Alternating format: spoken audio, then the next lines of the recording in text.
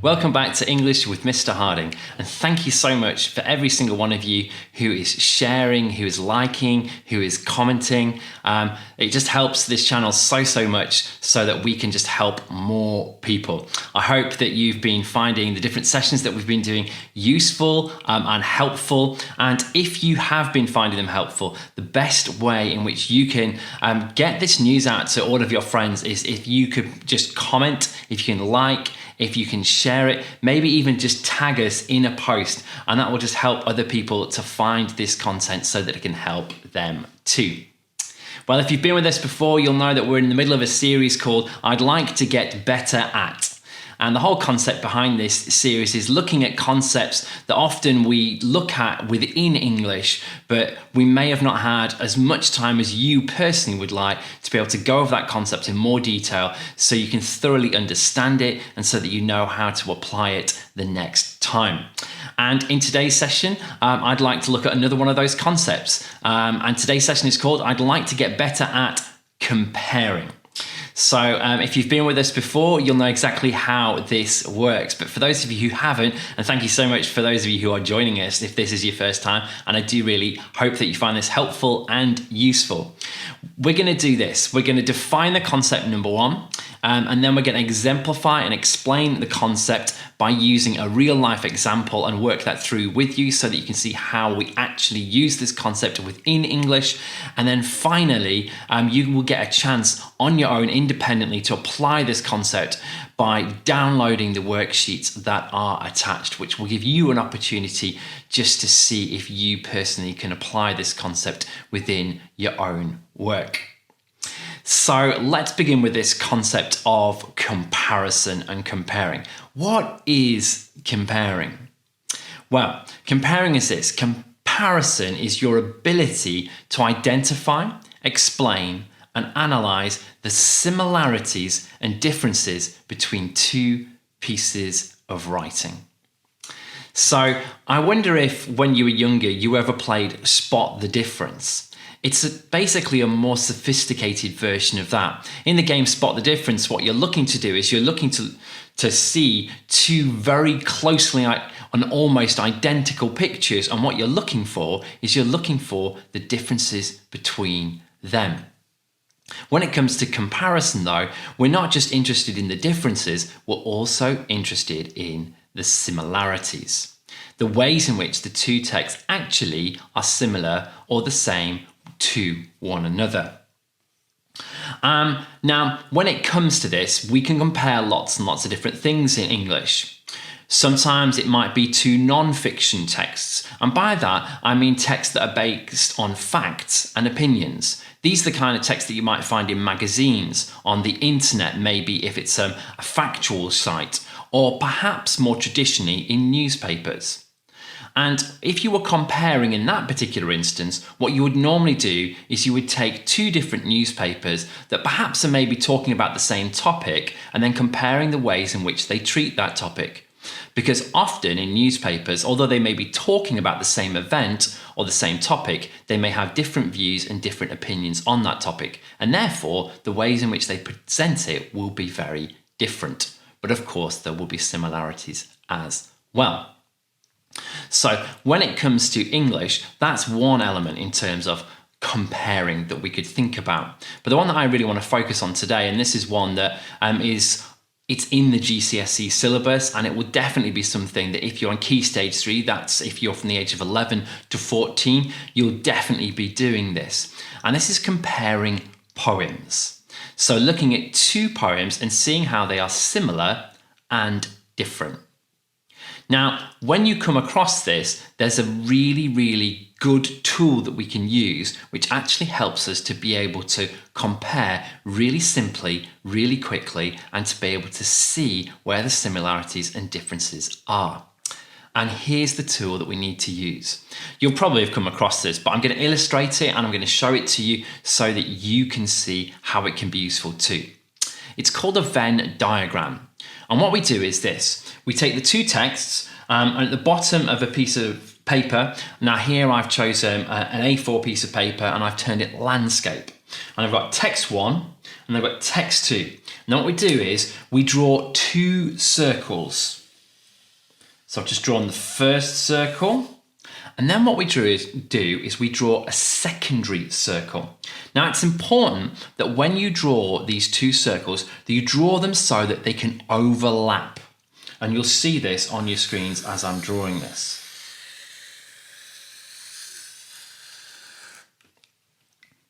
Now, you'll notice that there are different parts of this Venn diagram. I'm just going to shade them so that you can see it more clearly. On text 1, I'm just shading here with these diagonal lines. And then on the second one, I'm shading in a different way, just with vertical lines.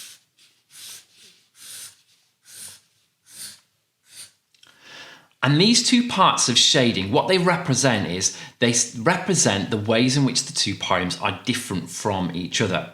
So any ideas that you have, if it's to do with text 1, you would write it in the diagonal shaded area, because those are the things that turn up only in the first text, but not in the second. And then with the secondary text, whatever text that is, whether it's a poem, whether it's a piece of newspaper, or whatever it is that you're comparing, you would then write all of the differences of text 2. Those are things that turn up in text 2, but they don't turn up in text 1. Now, what we're often interested in when we're talking about comparison is we're interested in this third area, which here I've left blank. And this is the areas whereby actually the two texts share a similarity. There's something about the two texts that are the same.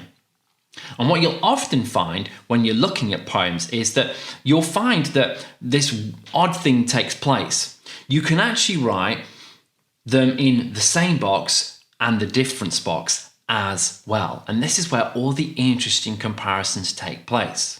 So to use my earlier example, when I was talking about newspapers that maybe are talking about the same event or the same topic, often you'll be looking at two poems and maybe they're looking at the same thing. So for example, they might be looking at the idea of love, and that's something that's in both of the poems, but the differences will be in the ways in which they talk about love.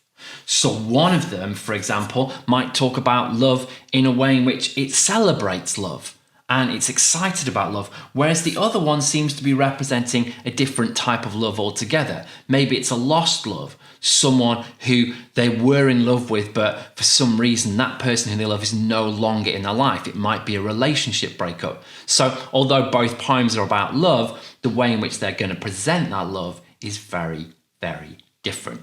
So that's a Venn diagram, and like I say, it's very, very useful. And when it comes to comparing, you want to understand as well that there are layers. So in the example I've given you with this Venn diagram, and this is really important, and I want you to write this down, and it's going to come up on the screen as well, because there's 4 areas that I want you to think about when it comes to comparison.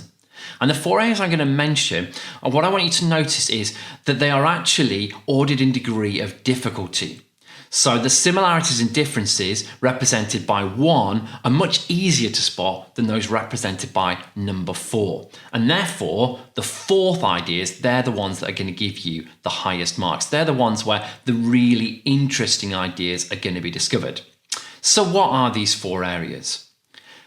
Number 1 is when you're comparing things in terms of content. In other words, what are both of the poems or both of the texts about?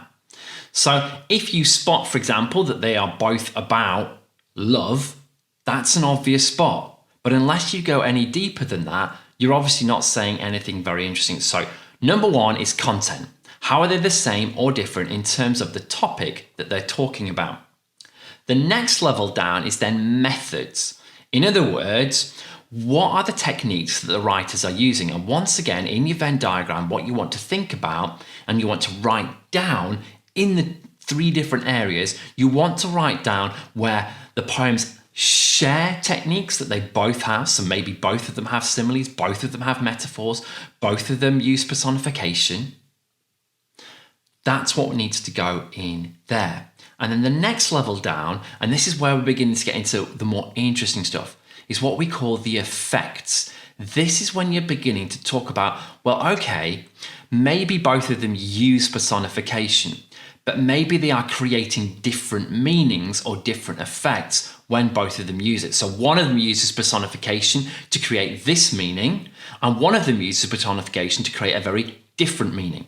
Notice the crossover. They both use the same technique, but the reasons and the effects are actually different. And that gives you something interesting to talk about.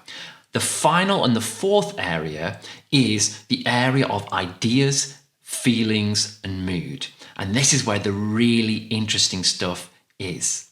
It's where you're really thinking deeply about, well, what ideas is the writer conveying or communicating to you? And one of the things that you will notice is that this is the area where the answer's more nuanced. In other words, it's not black and white.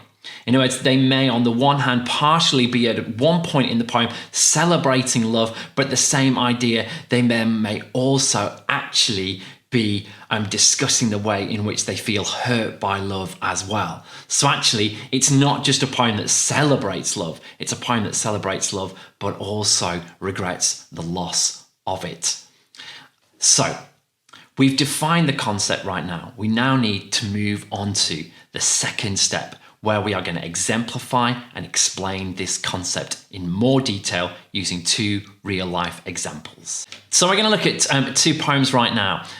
They are called The Spring Garden and The Winter Garden. I'm just going to read them to you. So the first one, The Spring Garden. It's quite short, and you'll be able to see it on your screen as well. A determined shoot peeps laughingly out of the soaked soil, seeking sunshine and warmth. Joyfully, buds burst from sleek and skinny branches, giggling as they grow and flourish. A smiling sun looks down on the lawn. Who can ignore the cheer of a garden in spring and the sense of contentment and bliss it can bring? That's the Spring Garden. Here's the second poem, The Winter Garden. You'll already be able to spot how they are similar already. The Winter Garden. Cold, bleak, white. The pond, a hardened sheet of steel, sat in the middle of the lawn and waited patiently for the thaw. A thoughtless thrush thwarted a snail, tap, tap, tapping its shining shell on the watching rock. Like a slap from a cold hand, a wintry wind cut through the air. So, these are the two poems. And we can apply this Venn diagram concept that I talked about before to begin to get some ideas. So the first one obviously is called The Spring Garden. And the second one is called The Winter Garden. Now, if we use the model we've just talked about before, where we're thinking about content, so in other words, what is the subject matter, what's the topic, methods, effects, and then ideas, let's start with the obvious. Let's start with the content. What do they both have in common in terms of the content? Well, if you notice, you can look at their titles and you can already see a similarity, spring and winter. Well, they're obviously seasons. So both poems talk about seasons. Once again, if we're thinking about content and we're thinking about the superficial stuff, here's something else that we'll notice as well. They both are set in gardens. And that's the obvious and easily identifiable similarities that are here. But once again, I talked about this concept before, that where you spot a similarity, you will often spot a difference at the same time. That's not true when it comes to the word gardens, but one of them is called the Spring Garden and the other one is called the Winter Garden. So what we can say is they both talk about seasons, but they look at different seasons. The first one is exploring spring, and the second poem is exploring winter. Now, at this point, we're just dealing with what we could call the content level stuff. we haven't actually said anything particularly interesting at this moment. All we're doing is we're spotting what could be the surface level meanings and the surface level ideas. What we want to quickly do is we want to quickly look at them and try and think through, well, okay, if they're both about different seasons, but what do they seem to be saying about those different seasons? And how does the language, how does the writer's methods and effects actually support those ideas? And this is why it's really quite important. Although the ideas is the hardest thing to come up with, it's the thing that you really need to spend time digging for, because otherwise you don't really have anything interesting to say. Because if all you can say is they're both talking about different seasons and that they present seasons in different ways, all you're doing is spotting the very obvious. What you need to do is you need to look for something a little bit deeper. So when we do this, what we're looking for is we're looking for patterns. We're looking maybe for certain types of words that perhaps repeat all the way through. And one of the things that's really helpful when we're trying to do this is to try and determine what the tone of both of the poems are. Now, tone is a word that we use when we're trying to talk about the feelings. Does the poem feel optimistic to you? Does it feel excited? Does it feel melancholic? Does it feel reflective? Does it feel regretful? Does it feel angry? Does it feel sad? Tone is almost always to do with how we feel. In other words, if we're talking about tone, you need to be thinking about an emotion word, a word that in some way talks about the different emotions. And be aware of the fact that often poems may actually cover more than one emotion. Don't be put off when you're reading a poem and you start reading a poem and you recognize that there's one emotion at the beginning, but then at some point that emotion changes. And sometimes it can change positively, sometimes it can change negatively. Now, if we read through Spring Garden and we look at it again, we're looking for a pattern. And one of the things that I notice all the way through this particular poem is that there are lots of words that seem to have an optimistic or a positive tone to them. Let me just read out some of them. Laughingly, sunshine, warmth, joyfully, giggling, smiling, cheer, contentment, bliss. All of these words are optimistic in nature. In other words, they create a sense of hopefulness, an idea that actually the garden seems to be hopeful that things are returning back to life. So in many ways, if we're talking about ideas, what idea does this writer seem to be communicating or conveying? And it's this, that spring is an optimistic time, that spring is a time of new birth, new life, and it's a season to look forward to. And it's a season whereby nature itself almost seems to get excited at this new life and this new birth that is all around us in that season. So we can write that down. We can say it's optimistic. It's hopeful. And we could even go as far as to say it's celebratory. In other words, it seems like the writer's celebrating this season. They seem to be pointing out to us and saying, look at all the new life. Look at all the new birth that's around us in this garden. The garden is a wonderful place to be. You'll notice that because that's what they end on. That's how they end the poem. They end the poem with a question. It says, who can ignore? And the way that they phrase the question, what they're essentially hinting towards the reader is saying, it's impossible to ignore spring when there's so much life around. Let's have a look, therefore, in exactly the same way at the winter garden. And if I read this poem through, I notice that it's got quite a different feeling towards it. Whereas the spring garden is clearly optimistic and looking forward and excited about the future, in Winter Garden, we get the sense of nature frozen in time. It's almost like nature is dormant or dead. Let's have a look at some of those words that imply that idea that there's a kind of death going on here. Cold, bleak, white. None of these in this context are words that suggest life. They actually point towards death. Hardened sheet of steel. You'll notice the industrial language used here when describing the water of the pond. It talks about, and then even when it talks about the animals, it uses adjectives that describe them in very negative terms. A thoughtless thrush. Thwarted. And then the final simile, which describes the wind. It describes it and compares it to a cold hand, which slaps. And then there's the word cut to describe the way in which the wind seems to move through the air. All of these are pointing towards a very dormant and negative season.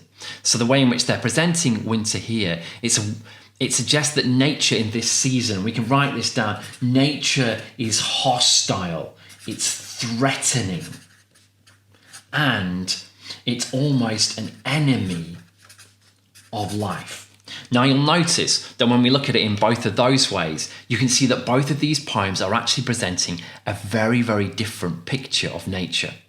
One presents nature as a joyful and celebratory figure, whereas in the other one, nature is clearly presented as a hostile and a threatening figure and someone to be feared and kept a distance from. So we've looked at content and we've looked at ideas. Now, once we've got our ideas, what we then need to do is we then need to kind of fill in the blanks. In other words, we need to look for, well, what are the techniques that are actually creating those particular moods and those particular ideas? And when we look through it and we look in more detail, we'll notice, for example, that in both of the poems use a technique we call personification. This is where they describe something like nature as if it's a person. So if I was comparing these, I would look at the ways in which they use personification.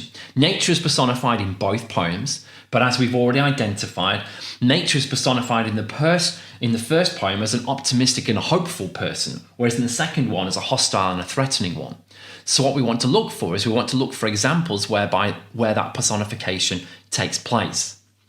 And we find it in the first line of The Spring Garden. It says, a determined shoot peeps laughingly out of the soaked soil, seeking sunshine and warmth. Here, a shoot of grass or maybe a leaf is being personified as part of nature, which is actually bursting through because of the vibrancy of its life through the soil. And you'll notice that there is a sense in which this particular shoot has had to be strong. It says a determined shoot, notice.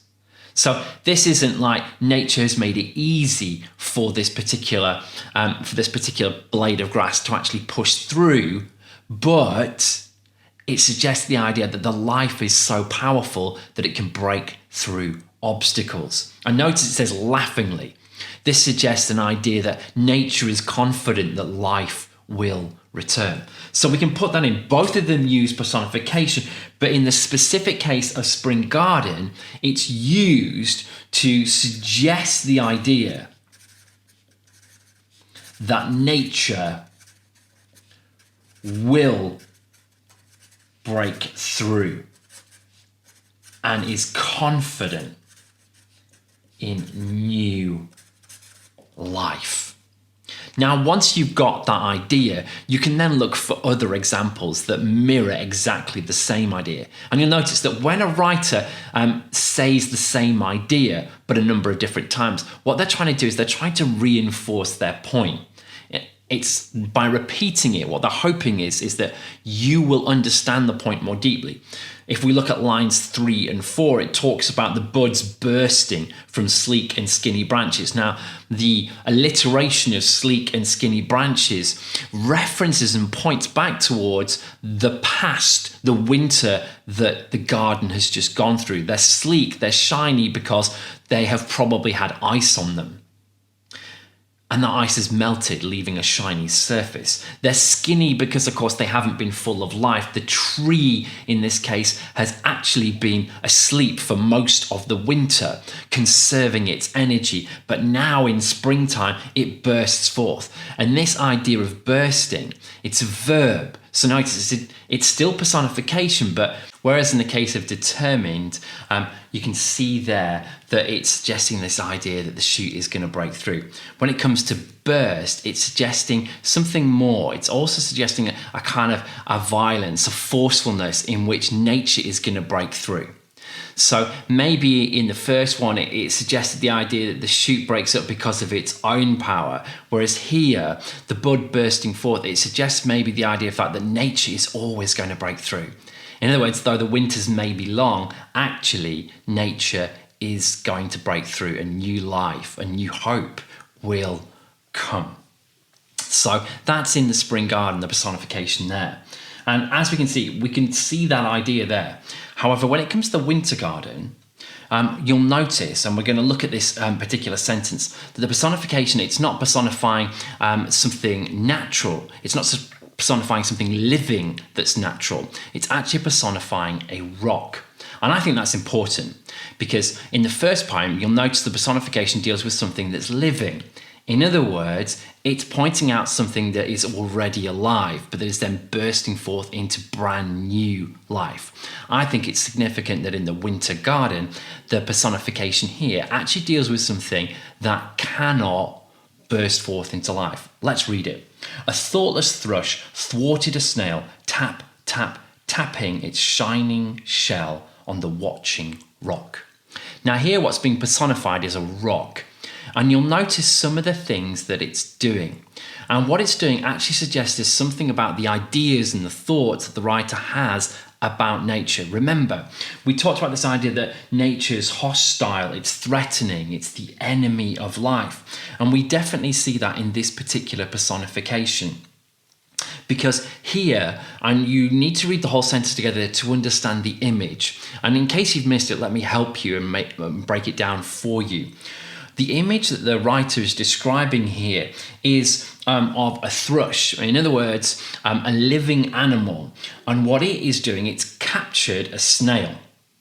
And then it's taking that snail's shell and tapping it hard on the rock, so presumably it can break the shell so that it can get onto the animal on the inside.